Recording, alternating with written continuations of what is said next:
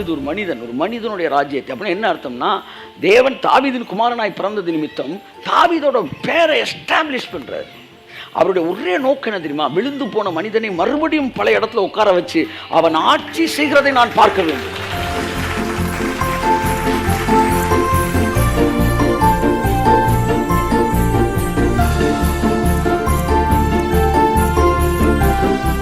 நமக்கு ஒரு குமாரன் கொடுக்கப்பட்டார். வாசிமா தொடர்ந்து. கர்த்தத்துவம் அவர் தோளின் மேல் இருக்கும். அவர் நாமம் அதிசயமானவர், ஆலோசனை கர்த்தா, வல்லமை உள்ள தேவன், நித்திய பிதா, சமாதான பிரபு எனப்படும். இயேசு பிறந்தார், அவ்வளவுதான் செய்தி. ஆனா இதுக்கு பின்னாடி எவ்வளவு பெரிய வேலை நடந்திருக்கின்றதா அடுத்த வசனம் சொல்லுது. வாசிப்போம். தாவீதின் சிங்காசனத்தை நல்லா கவனி. என்னுடைய சிங்காசனத்தை ஸ்தாபிப்பதற்காக நான் வரவில்லை, விழுந்து போன மனிதனுடைய சிங்காசனத்தை மறுபடியும் எடுத்து கட்டுவதற்காக நான் வந்தேன். அதான் சொன்னாரு, வானிலும் பூமியிலும் சகல அதிகாரம் எனக்கு கொடுக்கப்பட்டிருக்கிறது, ஆகையால் நீங்கள் புறப்பட்டு போயினார். என்ன அது கஷ்டம்? எனக்கு அதிகாரம் வந்துருச்சு, அதனால் நீ போன்ற அப்படின்னு என்ன அர்த்தம்? என்னங்க அர்த்தம்? இந்த வசனத்தை என்னைக்காச்சும் யோசிச்சிருக்கீங்களா? வானத்திலும் பூமியிலும் சகல அதிகாரம் எனக்கு கொடுக்கப்பட்டிருக்கு, அதனால் நீ புறப்பட்டு போ அப்படின்னா உங்களுக்கு கொடுத்தா நீங்கள் தானே சார் போகணும்? இது எப்படி தெரியுமா இருக்கு? எனக்கு டிக்கெட் கிடைச்சிருச்சு, நீ படத்துக்கு போகணும் மாதிரி இருக்கு. அப்படின்னா என்ன அர்த்தம்? என் டிக்கெட்டை உனக்கு கொடுத்துட்டேன்னு அர்த்தம். வானத்திலும் சகல பேர் எனக்கு கொடுக்கப்பட்டிருக்கிறது, ஆகையால் நீ புறப்பட்டு போய். அருமையான தேவனுடைய மகளே, நான் சொல்கிறேன், இந்த காலை வேளையில் நீ எவ்வளோ பெரிய பிரச்சனையோடு அமர்ந்திருந்தாலும், எவ்வளோ பெரிய கேள்விக்குறியோட குழப்பத்தோடு அமர்ந்திருந்தாலும், இன்றைக்கு சொல்லப்பட போகிற வார்த்தை உன் இருதயத்தில் மிகப்பெரிய வெளிச்சத்தை ஏற்றி வைக்கும் என்பதிலே சந்தேகமே கிடையாது. உன்னை எவ்வளவு முக்கியமாய் தேவன் கருதுகிறார் என்பதை புரிந்து கொள்ளத்தக்கதாய் கர்த்தர் உன் கண்களை திறப்பாராக. பாருங்க, தாவீதின் வாசம் அந்த வசனத்தை, தாவீதின் சிங்காசனத்தையும் அவனுடைய ராஜ்யத்தையும் அவர் திடப்படுத்தி. பார்த்தீங்களா? தன்னுடைய ராஜ்யத்தை ஸ்தாபிக்க அவர் வரவில்லை. அதான் சொல்றேனே, சாத்தானை கொள்ளுவதுதான், எதிர்ப்பது, அவனை அழிப்பது, ஏமாற்றுவதுதான் தேவனுடைய திட்டம்னா 4ஆம் அதிகாரத்தில் முடிச்சிருப்பாரியா? அவர் வந்து ஜெயிக்கிறது கிடையாது. இங்க விஷயம், எவன் தோத்தானோ அவன் சந்ததியை வச்சு அவனை ஜெயிக்க வைக்கணும்.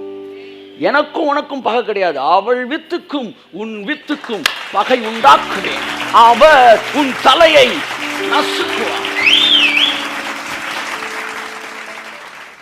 என் அன்புக்குரியவர்களே, அப்ப தாவீதின் சிங்காசனத்தை வாசிங்க, அந்த வசனத்தை சீக்கிரம். தாவீதின் சிங்காசனத்தையும் அவனுடைய ராஜ்யத்தையும் அவர் திடப்படுத்தி அதை இது முதற்கொண்டு என்னென்றைக்கும் நியாயத்தினாலும் நீதியினாலும் நிலைப்படுத்தும்படிக்கு. பாருங்க, அவனுடைய சிங்காசனத்தை, தன்னுடைய சிங்காசனத்தில் தாவீதின் சிங்காசனத்தை, அவனுடைய ராஜ்யத்தை, தன்னுடைய ராஜ்யத்தை அல்ல தாவீதின் ராஜ்யத்தை திடப்படுத்தும்படிக்கு அவருடைய கர்த்தத்துவத்தின் பெருக்கத்திற்கும் அதன் சமாதானத்துக்கும் முடிவில்லை. நல்லா கவனிங்க. என்றென்றைக்கும் நியாயத்தினாலும் நீதியினாலும் நிலைப்படுத்தும்படிக்கு. இதுவரை இருந்த மனிதன், அதாவது விழுந்து போன மனிதன் நீதியிலிருந்து விலகினவனை மறுபடியும் அவனை நீதியினாலும் நியாயத்தினாலும் எஸ்டாப்ளிஷ் பண்ணும்படிக்கு கை தட்டின அவர் எதுக்கு தெரியுமா பிறந்திருக்கிறார்? எதற்காக? என்னுடைய சிங்காசனத்தை எல்லாம் சொல்லுங்க, என்னுடைய சிங்காசனத்தையும் என்னுடைய ராஜ்யத்தையும் அவர் திடப்படுத்துவதற்காக. ஆமென். தாவீது யாரு? தேவதூதனா? தாவீது ஒரு மனிதனுடைய ராஜ்யத்தை. அப்படின்னா என்ன அர்த்தம்னா, தேவன் தாவீதின் குமாரனாய் பிறந்தது நிமித்தம் தாவீதோட பேரை எஸ்டாப்ளிஷ் பண்றாரு. அவருடைய ஒரே நோக்கம் என்ன தெரியுமா? விழுந்து போன மனிதனை மறுபடியும் பல இடத்துல உட்கார வச்சு அவன் ஆட்சி செய்கிறதை நான் பார்க்க வேண்டும். அதுதான் அவருடைய நோக்கம். அவர் பிறந்தது உங்களுக்காக. தாவீதின் ராஜ்யத்தையும் தாவீதுடைய சிங்காசனத்தையும் திடப்படுத்துவதற்கும், இது முதற்கொண்டு என்றைக்கும் நியாயத்தினாலும் நீதியினாலும் நிலைப்படுத்துவதற்கும், அவருடைய கர்த்தத்துவத்தின் பெருக்கத்துக்கும் அதன் சமாதானத்துக்கும் முடிவில்லை. அவர் என்னென்னலாம் செய்கிறாரு? ஃபேமிலி வேர்டு பாருங்க. என்னுடைய ராஜ்யம், என்னுடைய சிங்காசனம், மனிதனுடைய ராஜ்யம், மனிதனுடைய சிங்காசனம், மனிதனை நீதியினாலும் நியாயத்தினாலும் நிலைப்படுத்த, இதெல்லாம் சேர்ந்து இதுக்காகத்தான் பிறக்கிறாரு. ஹலோ, பிறந்தார் எதுக்கு தெரியுமா? இதுக்காகத்தான் பிறந்தார். எதுக்காக? நம்முடைய ராஜ்யத்தை மறுபடியும் கட்டுவதற்கு, நம்மை நீதியினாலும் நியாயத்தினாலும் நிலைப்படுத்துவதற்கு, அவருடைய கர்த்தத்துவத்தின் பெருக்கத்தை நம் வாழ்க்கையிலே காட்டுவதற்கு அவர் பிறந்தார். ஓகே, அதன் சமாதானத்துக்கு முடிவில்லை. அடுத்து வாசிங்க. சேனைகளின் கர்த்தருடைய வைராக்கியம் இதை செய்யும். கையை தட்டுங்க அவருக்கு. ஆமென்.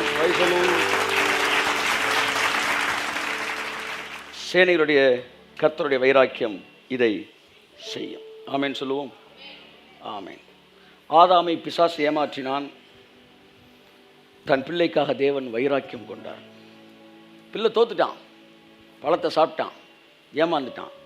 அதுக்காக என் பிள்ளை இல்லைன்னு என்ன செய்ய முடியாது, ஆயிட முடியாது. இவன் நியாயப்படி என்ன செய்யலை, உலகத்தை வாங்கலை. தேவன் தன் பிள்ளைக்காய் வைராக்கியம் உண்டார். சார் ஐசக் நியூட்டன் நினைக்கிறேன், ஐசக் நியூட்டனோட ஐசக் நியூட்டன் தானே, தாமஸ் ஆல்வா எடிசன். சின்ன வயசில் அவங்க டீச்சர் இவன் ஒழுங்காக படிக்க மாட்டான், இவனை கிளாஸில் வச்சு நான் பாடம் எடுக்க முடியாது, இவன் அறிவு வளர்ச்சி சரியில்லைன்னு சொல்லி அனுப்பிச்சி விட்டாங்க. எடிசனுடைய வாத்தியார் முடியாதுன்னு அனுப்பிச்சிட்டாரு. உடனே அவங்க அம்மா அவனை என்ன செய்கிறாங்க, வீட்டில் கூப்பிட்டு வச்சு, என் பிள்ளைய நீ படிக்க முடியாதுன்னு சொல்லிட்டீங்களடா, நான் என் பிள்ளைக்கு சொல்லித்தரேன்டான்னு சொல்லி கொடுத்தா. எடிசன் ஒரு பெரிய சயின்டிஸ்ட்னு உங்களுக்கு தெரியும். அவங்க அம்மா மறைவுக்கு பிறகு ரொம்ப நாள் கழிச்சு அவங்க பெட்டியை ஓப்பன் பண்ணி பார்த்தப்ப அதில் ஒரு லெட்ரு இருந்துச்சான். எடுத்து பார்த்தாராம், அதில் அந்த ஸ்கூல் டீச்சரு அவங்க அம்மா எழுதினா, அவங்க பையனுக்கு அறிவே கிடையாது, அவனை நீங்கள் அவனை கிளாஸில் வச்சுக்க முடியாது, அவனால் எந்த பையனும் ஒழுங்காக படிக்க முடியாது, அதனால் அவனுக்கு என்ன சொன்னாலும் ஏறாதுன்னு சொல்லி இவனை பற்றி எழுதியிருந்தேன். இந்த லெட்டரை அவங்க அம்மா அவனுக்கு காட்டவே இல்லை கடைசி வரைக்கும். அந்த லெட்டரை மனசில் வச்சுட்டு இவன் முன்னாடி ஒன்றா உருவாக்கி காட்டுறேன்டான். அவங்க அம்மாவுக்கு ஒரு வைராக்கியம். அந்த வைராக்கியம் என்ன, தாமஸ் ஆல்வா எடிசன் என்கிற மிகப்பெரிய ஒரு விஞ்ஞானியை நமக்கு கொடுத்தது. அப்படித்தான் ஆதாம் ஃபெயில் ஆனப்ப தேவன் வைராக்கியம் கொண்டார். என் பிள்ளையாடா ஃபெயில் ஆச்சுன்ற, அவர் உன் தலையை நசுக்குவார். ஆமென்.